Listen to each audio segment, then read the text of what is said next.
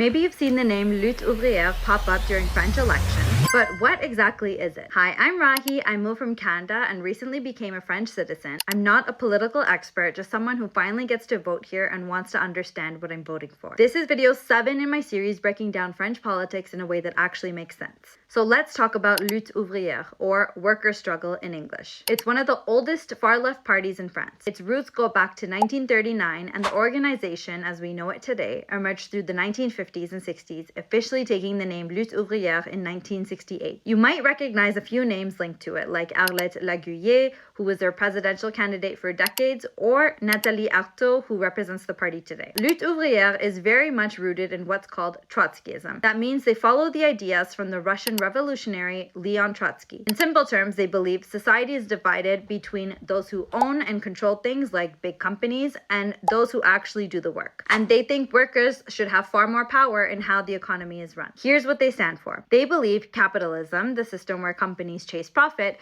creates most of the world's problems, like low pay, layoffs, inequality. They want wealth and decision-making power to shift toward the workers. They call for higher wages, job security, an end to layoffs when companies are making profits. And they see workers across all countries as allies, not competitors, which is why they call themselves internationalists. Lutte Ouvrière doesn't get a lot of votes in elections, usually around 1% or less, but that's not really their focus. They're not trying to win power as much as they're trying to represent a voice, a reminder that the working class still exists and deserves to be heard. They also organize an annual event called the Fête de Lutte Ouvrière, basically a big political gathering with music, debates, and discussions about workers' rights. So even if they're not a major force in government, they're part of the political landscape, showing that France still has movements that focus purely on workers, not politicians or corporations. In the next video, we'll look at the Nouveau Parti Anticapitaliste, or NPA, another far-left party that shares some of these ideas but takes them in a different direction. Follow the series if you want a clearer picture of French politics.